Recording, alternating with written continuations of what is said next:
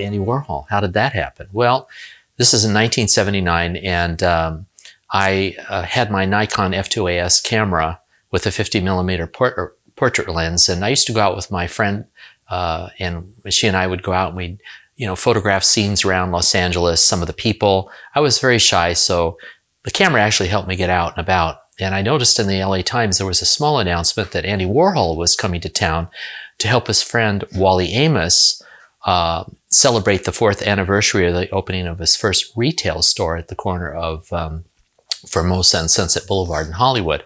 Wally Amos was the founder of Famous Amos Cookies. He was Famous Amos. And Andy Warhol and Wally Amos knew each other because both of them were involved with famous people.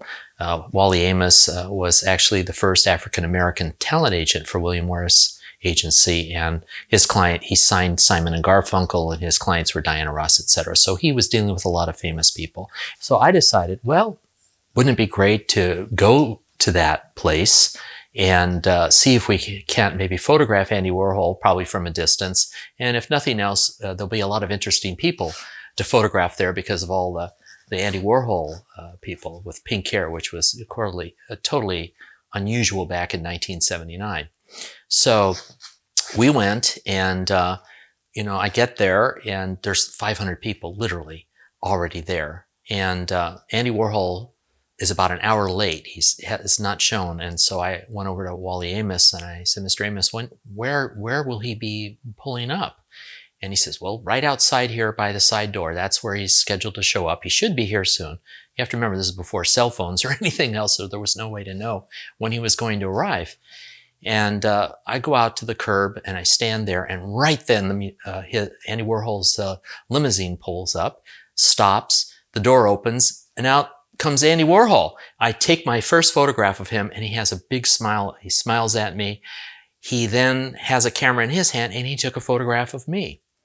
And then his bodyguard comes around, gets out of the car, and this crush of people are coming towards the limousine, and the bodyguard says, everyone stand back for Mr. Warhol. Please give him some room so we can get to the building.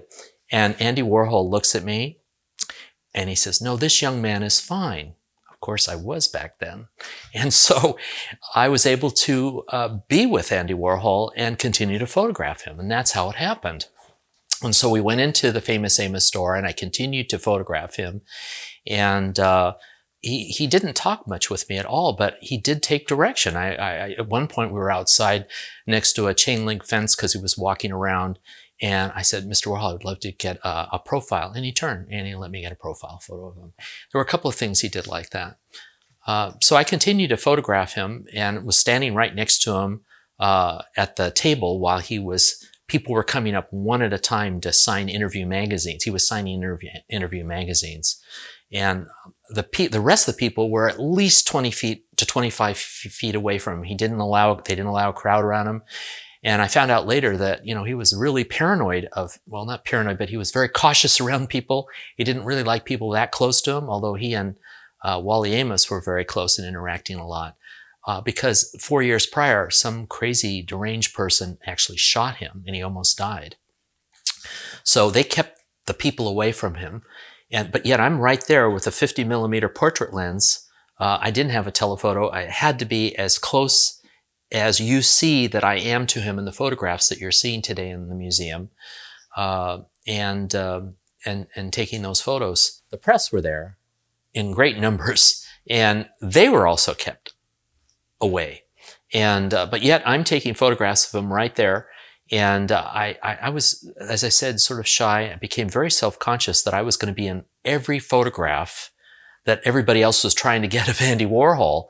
And I thought, well, boy, these people are here. They have to be here to earn a living, to take the photograph of Andy Warhol that they need to run that evening in the newspaper or the next day.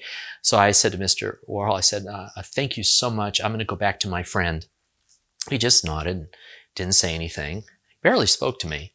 And I went back to my friend, and he was signing, as I said, these interview magazines. And I thought, it was like printed on newsprint, like a newspaper. And I thought, this is going to fade after time. And I definitely did want to get his autograph. And I looked up, and across the street, there was a Mayfair market. This is how long ago it was, 1979. And I told my friend Terry, I'm going to go over there and get some Campbell's soup cans. That's what I want him to sign. So I went over there, left the crowd, went over, and they had 6 cans of tomato soup, Campbell's tomato soup left, but 2 of them were dented. So I bought 4, 2 for my friend Terry and 2 for myself. And I paid for them, obviously, came back to the store, to the famous Amos cookie store, and then dutifully stayed in line and worked my way up to the front. And when I got up to the front, I put the 4 cans on the table. Andy looked at me, went like this, and started doodling on them, and then he signed them. And he did 4 of them. I gave 2 to my friend Terry, and I kept 2. She actually got the best 2 that I gave her.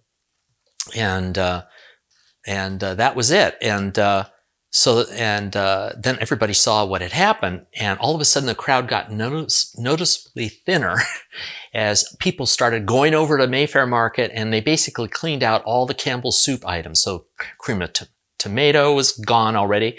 The cream of mushroom, I think they were down to cream of asparagus, that people were waiting in line to get up to the front. And the first person that had done that finally gets up to the front, and Andy Warhol stands up and he says, I am signing no soup cans. That it was that young man's idea. And that's it. It was just the 4 cans that got signed that day. Now I went outside and I photographed, the other people that were there that had gotten all dressed up for Andy Warhol. It was a lot of fun, models and other people. And went home and then sent the film off for developing. I had bought, back in those times, I used to buy the film in bulk. It was very inexpensive to buy like 50 feet, and then I had a bulk loader and I'd load my own cans. It was, the cheapest way for me to do it. I was a student, and that's how I did it. And however, what I didn't realize is that the film that I had was not processed correctly when it was sent off. And so when I got it back, it came back orange. It had shifted orange, everything, which meant that I could not print it even in black and white because there was no range of tonality. So that was a huge disappointment, because here Andy Warhol had allowed me to hang out with him and photograph him, the only person that he allowed that. And I had let him down. I let myself down. I felt so bad.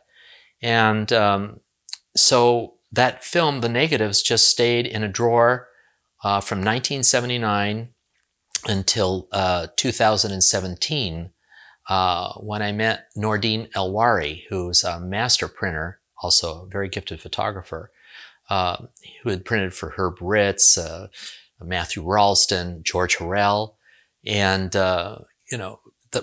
considered one of the top printers in the world. And I told him my sad tale of woe about how I photographed Andy Warhol and I blew it, And he said, Lou, not to worry. He says, there's technology now. You come over, I will scan them in, and within 2 clicks of the button, you'll have your color back. I said, what? And so that's what happened. We went over there, we scanned them in, and all of a sudden, Andy Warhol appears in full Technicolor. It was fantastic. So then I worked with Nordine to create the Andy Warhol project, Project Warhol, which you're seeing today. And many months of work with Nordine, trying to have actualized the vision that I had in terms of how I wanted to present Andy Warhol, because of course I did photograph him in a crowd situation. But like in real life, when you're with somebody, you see their face and everything else recedes into the background.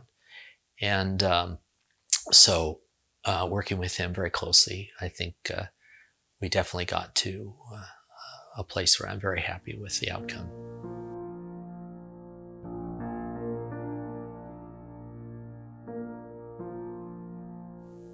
I'm Lou Delia. Thank you for watching.